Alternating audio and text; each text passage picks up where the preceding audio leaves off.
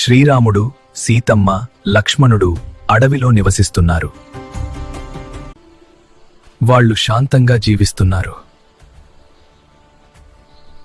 ఒకరోజు రావణుడు సీతమ్మను అపహరిస్తాడు. శ్రీరాముడు చాలా బాధపడతాడు. లక్ష్మణ, కిష్కిందకు వెళ్లి మన ధర్మాన్ని నెరవేర్చుద్దాం. ఈ ప్రయాణంలో ఐక్యత మన శక్తి. అక్కడ వినయంగా ఉన్న ఆంజనేయుడు వాళ్లను కలుస్తాడు. శ్రీరామా, మీకు నమస్కారం. శ్రీరామా, నేను మీ సేవలో ఎల్లప్పుడూ ఉంటాను. ఆంజనేయ, మా ఆశీస్సులు మిమ్మల్ని ఎల్లప్పుడూ కాపాడుకుంటాయి. సీతమ్మను వెతకడానికి ఆంజనేయుడు సముద్రాన్ని దాటుతాడు. తన బలంతో లంకకు చేరుకుంటాడు. సీతమ్మ, శ్రీరాముని ఉంగరం తీసుకోండి. శ్రీరాముడు త్వరలో వచ్చి మిమ్మల్ని రక్షిస్తాడు.